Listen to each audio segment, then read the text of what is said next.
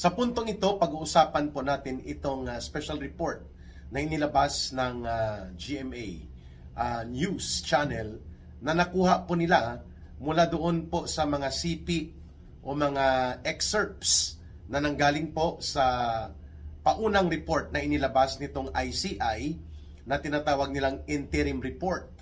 At ito po ay nakakabahala at nakakagalit ng sobra-sobra kung saan inilahad po sa ulat ng GMA News na aking nakita na may mga bahagi po sa report kung saan ipinahayag ni Engineer Alcantara.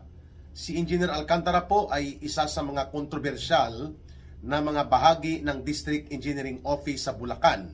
At ito po ay kasama sa malaking sindikato sa loob ng DPWH.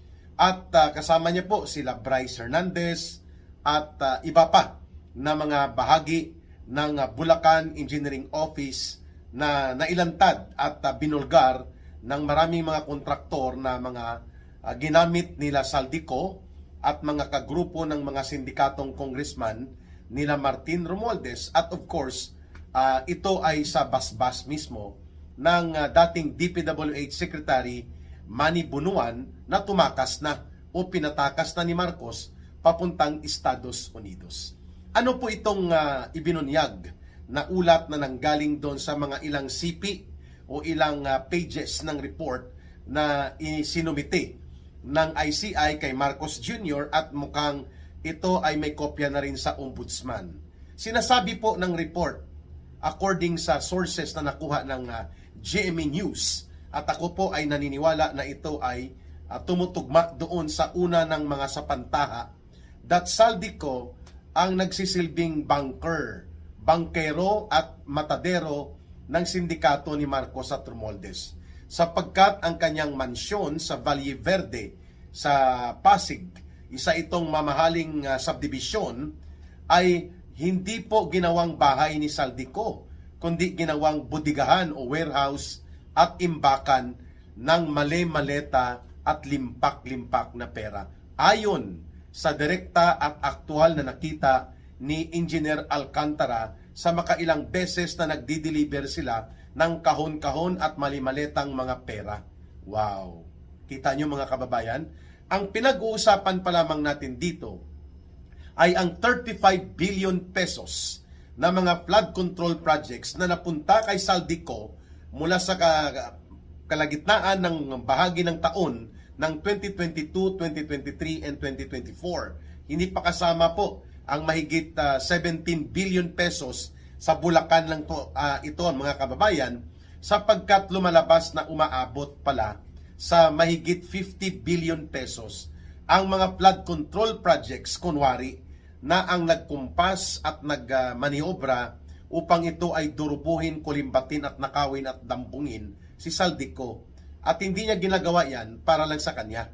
Malinaw po na yan ay bahagi ng isang malaking sindikato na mismo sila Marcos, Romualdez at mga alipores nila sa loob ng Kongreso at mismo sa DPWH at kasabwat na mga criminal contractors ay magkakasabwat. This is a large-scale conspiracy to commit massive plunder of government funds. Mantakin ninyo mga kababayan, ang isang bahay na nagkakahalaga ng mahigit 100 million pesos dyan sa may Valle Verde, kinonvert lang ni Saldico na maging bodega at imbakan at deposituhan ng limpak-limpak na mga salaping perang cash. Cash hindi po ito sa kung ano pa, cash.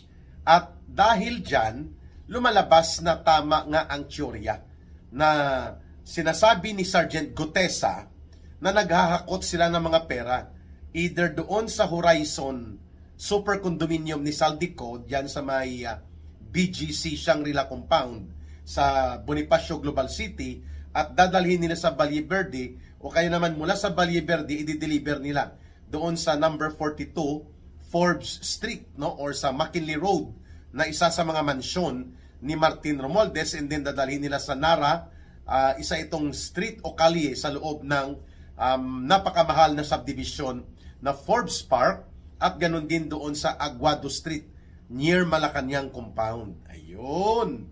So, si Saldico hindi lang matadero, hindi lamang tagapagkatay ng mga pundo, siya din po ang nagsisilbing bankero. Ibig sabihin doon po sa kanya ipinapatago ang maraming mga kinulimbat na pera. And I would rather believe na hindi ito puro at lantay na para lamang sa personal na gamit at personal na panghahamham at pagkamkam ng mga nakaw at dinambong na perang ito, sapagkat si Saldico pala ang bankero ng sindikato nila Marcos at Romualdez. Kaya pala maagang pinatakas, pinalusot si Saldico, at ito ang mangyayari din kay Secretary Bunuan ng DPWH. Pinalusot din po siya at mukhang wala ng ibang patutunguhan ito kundi papunta na rin sa pagtakas, dahil kahapon po kinumpirma mismo ng Bureau of Immigration and Deportation na si Bunuan ay nakalusot na in spite na mayroon siyang ILBO, ILBO, Immigration Lookout Bulletin Order. Hindi po Hold Departure Order or HDO, ILBO. So ito rin po nangyari kay Saldico. Kaya pala nagpapatumpik-tumpik at walang gana ang ICI, ang Anti-Money Laundering Council, ang Department of Justice at ang Department of Foreign Affairs na habulin at kansilahin na ang pasaporte ni Saldico para maideklara na siyang illegal alien kung saan man po siya ngayon nagtatago bilang turistang pinatakas at protektado nila Marcos at Romualdez, sapagkat siya pala ang bankero. Mantakin ninyo, ang sabi sa report na yon, sa salaysay na inihayag ni Engineer Alcantara, sa makailang ulit na nagdi-deliver sila ng kahon-kahon at mali-maleta ng mga pera dito sa address at bahay na ginagamit ni Saldico, na mahigit kumulang mga 100 million pesos ang value ng bahay at lupa, ginamit lang na bodega ng mga dinambong at kinurakot na pera. Limpak-limpak ang nakaimbak na mga karton at maleta ng salapi na ginagwardyahan lang. At makikita nyo ngayon yan, ang post ko dyan sa aking Eric Jeff Celis Facebook account. Makikita nyo po ang report, snippet of the report, bahagi lamang ng report na ito, at nakakabahala at nakakagalit na ganito na lamang po pala ang inabot na antas, na ang mga milyones na value ng bahay ay ginagamit lang para maging budigahan ng bilyon-bilyon na ninakaw na pera.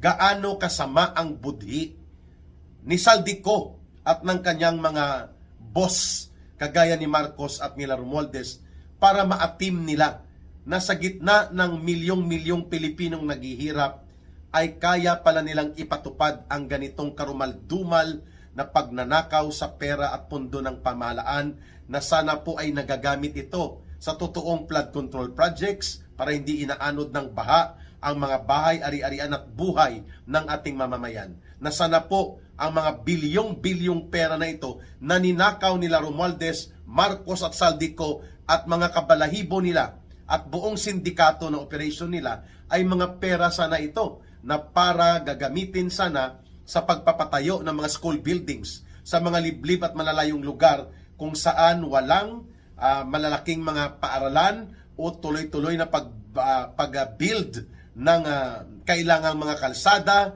kailangang mga paaralan, health center, gamot, at ganun din po ang pagpapaunlad sa agrikultura at kabuhayan ng mga pobre at milyong-milyong naghihikaos na magsasaka, manggagawang bukid at mga magbubukid sa Pilipinas. Mga katutubong pamayanan na pinabayaan lamang ng gobyerno. Limpak-limpak na salapi. Ngayon, nasaan ang Anti-Money Laundering Council para ito ay mabawi? Sapagkat ang mga sindikato, hindi po yan gumagamit ng bangko para doon ang mga transaksyon. Kinukuha nila sa bangko at ginagamit nila na cash basis ang partida ng kanilang mga ninakaw at dinurubo. Exactly yan po ang ginawa ni Saldico bilang bankero, no? Tagapagtago at tagapag-distribute ng bilyon-bilyon na pera at pundo ng mamamayan. Hindi ko ma-imagine na gaano kalaki yon sa isang bahay na malamansyon, walang mga muebles, walang mga furnitures, at iyon ay intended na gamitin lamang para doon ihatid, doon itago at ideposito ang ninakaw na mga perang hindi lamang milyon kundi bilyon-bilyon. Ito ay Bulacan pa lang. At ang sabi ni Engineer Alcantara, marami pang mga deliveries doon galing sa iba't ibang probinsya ng Pilipinas na puro karamihan mga dinambong at dinurubo at kinulimbat na pondo mula sa flood control projects na kung hindi man ghost o talagang walang proyekto ay sa totoo lang naman 50% o below pa ang ipinapatupad dahil kinukutong at dinudurubo at kinukulimbat ang halimbawa for every 1 billion malaki na po yung 300 million ang reality o aktual na ipapatupad na project. And this is something na hindi po ipinakita ng ICI sa isang open and transparent investigation dahil natatakot sila na kung ito ay nalaman ng taong bayan ng mas maaga at direktang isinalaysay during a transparent and publicly open na deliberation ng mga investigasyon, mas lalo pong titindi at sisiklab ang galit at damdamin ng mga mamamayan. Kaya po nila ito pinagtatakpan.